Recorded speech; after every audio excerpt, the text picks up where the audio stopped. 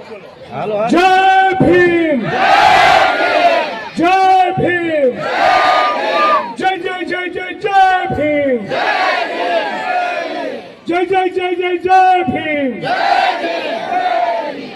मंच पर उपस्थित सौ दलित समाजना, अपना घरना, अपना परिवारना दरेके दरेक सन्माननीय साथीओ, देवदान भाई, आखी आ संस्था एकता एज्युकेशन ट्रस्ट द्वारा आज 9मो समूह लग्नનું આયોજન કર્યું છે। એ આખી ટીમ, એના મુખ્ય આયોજક મારા સાથી મોટા ભાઈ ઉભા થાઓ, શું નામ તમારું? વસંતભાઈ સોલંકી। વસંતભાઈ સોલંકી માટે કાર્યોનો જબરદસ્ત આવકાર થઈ જાય। 9મા સમૂહ લગ્ન ખૂબ સફળતાપૂર્વક પાર પાડ્યા છે। આ તમામ મંચ ઉપર ઉપસ્થિત સૌ મારા વડીલો, યુવાન મિત્રો, બહેનો, માતાઓ, દોસ્તો, આજે આમ તો મોજ કરવાનો પ્રસંગ છે, અને ધબધબાટીવાળી વાત ખાસ કરવાની નહીં, પણ મારો બી એક સ્વભાવ છે, એટલે બે ચાર વાત તમારી વચ્ચે કહીશ। મારા મત વિસ્તારમાં આવતીકાલે સવારે મેં પોતે એક જાહેર સભાનું આયોજન કર્યું છે, અને મારે મેં બધા મહેમાનોને તેડાવ્યા છે। તો હું મહેમાનો કરતો મોડો પહોંચું તો બહુ લોચા પડે, એટલે મારે જરા મારતી ગાડી નીકળવું પડે એવું હોય। આજે બહુ લાંબુ નથી રોકાતો, પણ બધા ભવિષ્યમાં સંઘર્ષના મેદાનમાં મળીશું। આજે બે ચાર વાતો તમારી વચ્ચે કરવા માંગુ છું। અનેક સમૂહ લગ્નના પ્રસંગો મારે જવાનું થતું હોય છે। આ દરેક સમૂહ લગ્નના પ્રસંગમાં જે સંખ્યામાં હું આપણી ભીડ જોઉં છું, ખાસ કરીને બહેનો એટલી આંદોલનમાં આવતી થાય, અને એના માટે આરોપી અમે છીએ, એના માટેના આરોપી તમે નથી, અમે પુરુષો છીએ। એટલે આપણે બધા આપણા પરિવારની અંદર મુવમેન્ટ શરૂ કરીએ, અને આપણા દરેકના ઘરમાં એક સાવિત્રીબાઈ ફૂલે પેદા થાય। આપણા દીકરા દીકરીઓ એ બાળપણથી ક્રાંતિકારી જ્યોતિબા ફૂલે, સાવિત્રીબાઈ ફૂલે વિશે વાંચતા જાણતા થાય, એ સંસ્કાર તરીકે એ વાત આપણે મૂકવી જોઈએ। બીજું, મોટો ગ્રંથ નહીં, પણ તમે તમામે તમામ બહેનો ડૉક્ટર બાબા સાહેબ આંબેડકરનું નાનું મોટું જીવન ચરિત્ર એકવાર અચૂક વાંચો। એ વાંચશો તો પહેલો તો તમને તમારા ઘરમાં વિદ્રોહ કરવાનું મન થશે, અને એ તમે તમારા પરિવારમાં, ખાસ કરીને સાસરીમાં, અહીં એટલી બધી પ્રથા નથી, એવું સારું છે, પણ ઘૂંઘટ તાણવાની પ્રથા એક ગુલામીનું પ્રતીક છે।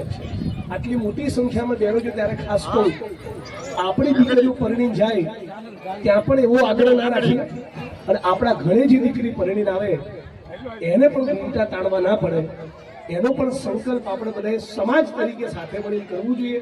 અને એમાં સમાજના ડોહાઓને ખાસ કહું, એમાં ના ઊંચું નીચું ના કરતા, વખત આવતા બધું જૂની વસ્તુ બધી કાઢવી પડે। ત્રીજી વસ્તુ ખાસ આજે કહેવા માંગુ છું કે શિક્ષણ એના વગર વંચિતોનો કોઈ ઉદ્ધાર જ નથી। આજે મને ઘણી વાર સવાલ થાય કે 1915-20ના સમયમાં ડૉક્ટર બાબા સાહેબ આંબેડકર પરદેશની યુનિવર્સિટીમાં ભણીને આટલી બધી ડિગ્રીઓ લીધી, આટલા પુસ્તકો લખ્યા, આટલા ગ્રંથો લખ્યા, આજે એ માત્ર 100 વર્ષ થયા, એવા તેજસ્વી માણસો આપણા સમાજમાંથી પેદા થવા જોઈતા હતા, જો એમના વિચાર વારસાથી પણ 2 ડગલા આગળ લખે, પણ એમનું લખેલું પણ પૂરું આપણે વાંચી શકતા નથી। એ જે તપસ્યા છે, એ જે એમનો પરિશ્રમ, ઉદ્યમ અને મહેનત છે, કેળવણી પામવાનો, એનલાઇટન થવાનો, એની તુલનામાં આપણે ખૂબ ઓછું વાંચીએ છીએ। એટલે ફરી મારી વાતને રિપીટ કરું છું। જ્યોતિબા ફૂલે, સાવિત્રીબાઈ ફૂલે, સંત રવિદાસ, નાનક, કબીર, ડૉક્ટર બાબા સાહેબ આંબેડકર, રામાસ્વામી પેરિયાર, આ બધા જે નાયકો થયા, મહાપુરુષો થયા, એના જીવન ચરિત્ર અને એના સંઘર્ષ વિશે વાંચવું એ આપણા બધાની એક પ્રકારની જવાબદારી છે। આજે સારા કપડાં જે આપણે પહેરી શકીએ છીએ, કે જે સરકારી નોકરીઓ મળી, ઓએનજીસીમાં કોઈ લાગ્યું, કોઈ આઈઓસીમાં લાગ્યું, કોઈ શિક્ષક બની, કોઈ તલાટી બની, કોઈ મામલતદાર, કોઈ ટીડીઓ, આઈએએસ આઈપીએસ અધિકારીઓ, આ બધું જે થયું એના મૂળમાં ક્યાંક ને ક્યાંક આ દેશના બંધારણ, અનામતની નીતિ અને ડોક્ટર ભીમરાવ બાબા સાહેબ આંબેડકરનું યોગદાન.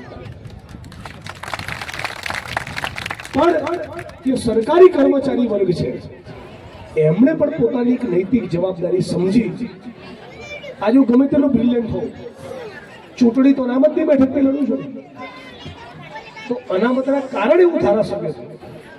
એ જ પ્રમાણે ઘણા બધા આઈએસ આઈપીએસ અધિકારીઓ બ્રિલિયન્ટ હશે, નો ડાઉટ, પણ અનામતના કારણે એ લોકો આઈએસ આઈપીએસ બની શક્યા છે. પણ આ બધામાંથી એક વર્ગ એવો તૈયાર થયો છે કે સાહેબ બની જાય પછી સમાજના દાળિયાની પીડા એને જોઈ દેખાતી નથી.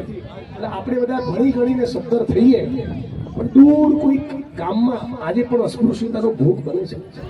આજે પણ કોઈ વાલ્મીકી સમાજના સફાઈ કામદારે 200-500-1000 રૂપિયા માટે ઉભરાતી ગટરમાં ઉતરવું પડે છે. આ 2026ના જુનાગઢનું, આ 2026ના ગુજરાત અને ભારતનું સત્ય છે. એટલે આ જે છેલ્લામાં છેલ્લો માણસ છે એની પીડા, એની તકલીફ જેને સૌથી પહેલી દેખાય એ મારા માટે બાબા સાહેબ આંબેડકરની સેનાનો સાચો સિપાહી. આજે ગુજરાતમાં અનેક પ્રકારની અત્યાચાર, અન્યાયની ઘટનાઓ બનતી હોય છે. આજે એની વાત કરવાનો પ્રસંગ નથી. આજે તો ગુલાલ ઉડાડવાનો પ્રસંગ છે. બધા 11 જોડાઓને આશીર્વાદ આપવાનો પ્રસંગ છે. કે 11 જોડાને હું તો કુંવારો માણસ શું આશીર્વાદ આપું. પણ એટલું ચોક્કસ કહું છું કે તમારું દાંપત્ય જીવન સરસ રીતે જાય અને તમારું જીવન એકદમ સુખમય બને અને ભવિષ્યમાં તમે પણ આ પ્રમાણેના ડૉક્ટર બાબા સાહેબ આંબેડકરના મિશનમાં જોડાઓ અને તમને સંતાન પ્રાપ્તિ એવી થાય જે પણ મિશન સાથે જોડાયેલી છે, જે પણ ક્યાંક ફૂલ લઈને ફૂલની પાંખડી આંદોલનમાં, રેલીમાં, ધરણામાં આવીને ઊભા રહે, એક એવી જનરેશન, એક એવી પેઢી આપણે બધાએ સાથે મળીને તૈયાર કરીએ. આજે તમને બધાને મળીને તમારા ચહેરાની રોનક, તમારું ચહેરાનું નૂર અને મારા માટેનો પ્રેમના લાગણી તમારા ચહેરા ઉપર જોઈ શકો છો. એ વાત માટે હું ઋણી છું. ગુજરાતના વંચિતોએ, શોષિતોએ, દલિતોએ મને ખૂબ પ્રેમ આપ્યો છે અને એ પ્રેમનો ભાર હું ખુશી હું મારા ખભે લઈને ફરું છું. અને અડધી રાતે મને પુકારજો, અડધી રાતે તમારી વચ્ચે આવીને પડીશ અને અડધી રાતે જવું જ છું. આ વખતે દેવદાનભાઈ થોડીક સ્પષ્ટતા કરશે વિગતવાર ઘટના વિશે, પણ 14મી એપ્રિલનો કાર્યક્રમ ટકોરા બંધ રાજકોટમાં રાખ્યો છે. તમને થોડો ઘણો મેસેજ તો મળ્યો છે. એક જણાના ગાભા કાઢવાના છે, બરાબર? એટલે આ વખતે ફરી ભેટો રાજકોટની સડકો પર થશે ઇન્કલાબ જિંદાબાદ કરવા માટે. એટલે 14મી એપ્રિલે બધી જ બહેનો, માતાઓ, વડીલો, યુવાન દોસ્તો અસલી ધબધબારીનો કાર્યક્રમ છે. કોકના છોડા નીકળી જ જવાના છે કે ભાઈને તો જાડા થઈ ગયા છે. એટલે હવે બધા જ મોટી સંખ્યામાં અહીંની ઉજવણી સવારે ડૉક્ટર બાબા સાહેબ આંબેડકરના માન સન્માનમાં જે રેલી કરતા હોય, કાર્યક્રમ કરતા હોય, ડીજે વાગતું હોય કે પુષ્પમાળા બાબા સાહેબના સ્ટેચ્યુને પહેરાવી અહીંથી બધા મોડામાં મોડું 3:30 વાગ્યે રાજકોટ પહોંચી જવાય એવું તમે આયોજન કરજો.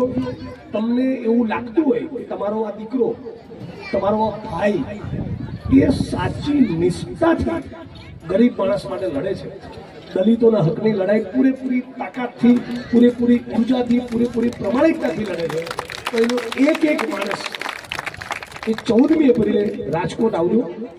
રાજકોટ આવીને એક આપણે ઇતિહાસ સર્જવાનો છે. આટલું કહીને મારી વાણીને વિરામ આપું છું.